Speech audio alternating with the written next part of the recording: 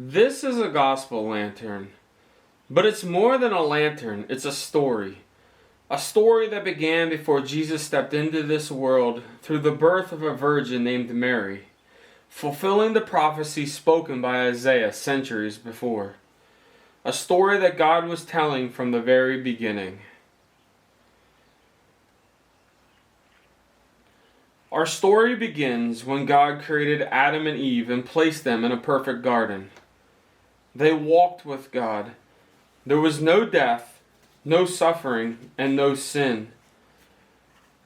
But then the serpent entered the garden and tempted Eve to doubt God's word. When Adam and Eve chose to disobey God by eating the fruit from the tree of the knowledge of good and evil, sin entered the world. The light was replaced by darkness. Separation from God, suffering, and death became the reality of mankind. Because God is holy and just, sin had to be punished from that moment on. Humanity needed a Savior. Yet even in mankind's darkest moment, God revealed His plan to redeem what had been lost. God said to the serpent, "And I will put hostility between you and the woman, and between your offspring and her offspring. He will strike your head, and you will strike his heel." From the very beginning, God promised that a Savior would come. Though darkness had entered the world, God had not abandoned His creation. For hundreds of years, God spoke through His prophets, revealing His plan. The prophet Isaiah foretold that the Savior would be born of a virgin. Therefore the Lord Himself will give you a sign. The virgin will conceive and give birth to a son, and will call him Emmanuel. Then the prophet Micah revealed where the Savior would be born in Micah 5:2. "But you, Bethlehem Ephrathah, out of you will come for me one who will be the ruler over Israel."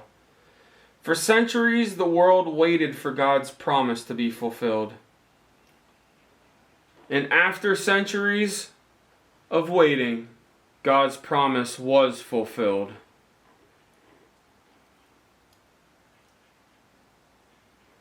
Into a world darkened by sin, the light of the world has come.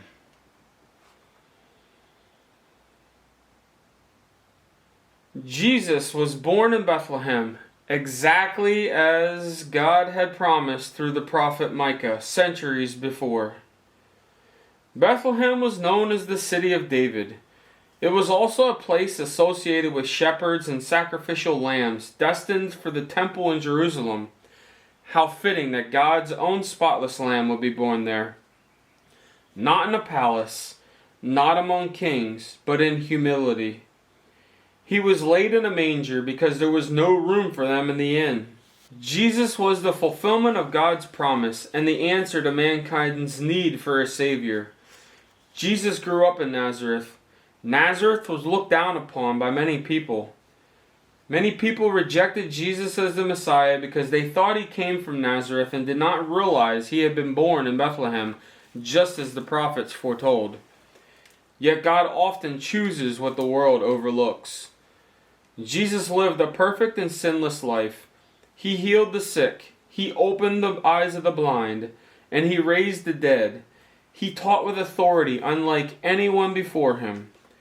Many expected the ruler foretold in Micah 5:2 to come as a mighty warrior who would overthrow Israel's enemies and establish an earthly kingdom. But God's plan was far greater. Jesus came to free mankind from something far greater than Roman rule.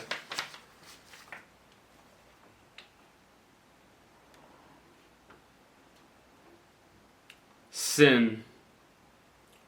But the price for sin had to be paid. Because God is holy and just, sin could not simply be ignored. The punishment for sin is death.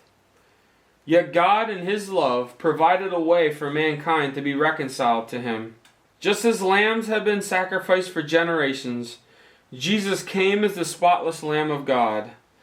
In Isaiah 53:5, "But He was pierced for our transgressions, He was crushed for our iniquities. The punishment that brought us peace was on Him, and by His wounds we are healed." Jesus willingly went to the cross. There he took upon himself the punishment that we deserved, the sin that entered the world through Adam and was placed upon Christ. The spotless Lamb of God became the final sacrifice for sin. No more sacrifices would ever be needed. And as he hung upon the cross, Jesus declared, "It is finished." With those words, Jesus completed the mission the Father had sent to accomplish. The debt of sin had been paid. The sacrifice was complete. Jesus gave his life so that we could be reconciled to God.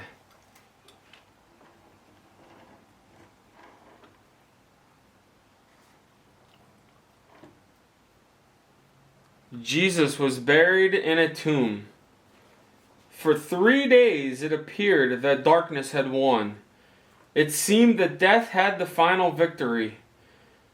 But on the third day everything changed. The stone was rolled away. The tomb was empty. Jesus had risen from the dead. He defeated sin, he defeated death, and he proved that he is exactly who he claimed to be, the Son of God and the promised Messiah.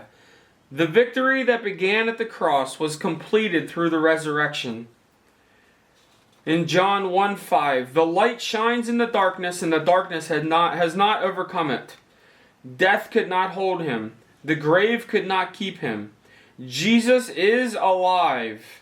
Because Christ is alive, we can now receive forgiveness and salvation from our sins. The Bible says in Romans 3:23, "For all have sinned and fall short of the glory of God." Every one of us has sinned. Every one of us has fallen short of God's perfect standard. That is why Jesus came. That is why he went to the cross. That is why he rose again. The Bible also says in Romans 6:23, "For the wages of sin is death, but the gift of God is eternal life in Christ Jesus our Lord." Jesus paid the price that we can never pay ourselves. He offers forgiveness, salvation, and eternal life to all who place their faith in him. The Bible says in Romans 10:9, "If you declare with your mouth Jesus is Lord, and believe in your heart that God raised him from the dead, you will be saved." When Jesus first came, he came as a suffering servant foretold by Isaiah. He came to save mankind from sin. But the Bible tells us that Jesus is coming again. And when he returns, in Revelation 19:16, he will come as King of Kings and Lord of Lords. The ruler that many expected at his first coming will be revealed for all to see at his second coming. The question is not whether Jesus will return. The question is whether, are we ready to meet him? The good news is that God made a way. Through Jesus Christ, your sins can be forgiven. You can be reconciled to God. You can receive the gift of eternal life. If you have never placed your faith in Jesus Christ, you can do that right now. Pray something like this: Lord Jesus, I know that I am a sinner. I believe that you died on the cross for my sins and rose again from the dead. Please forgive me. Come into my life and be my Lord and Savior. I place my trust in you alone for my salvation.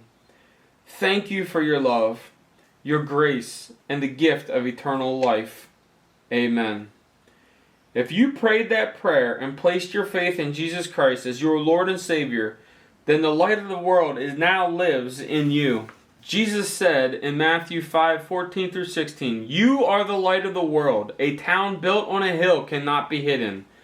The same light that entered the world at his birth, the same light that overcame the darkness, the same light that conquered sin and death, now lives in you.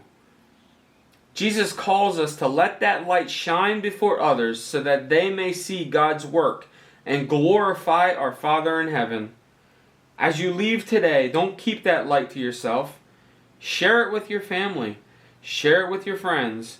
Share it with the world. The question is not whether you have heard about Jesus Christ. The question is, Do you have a relationship with Jesus Christ?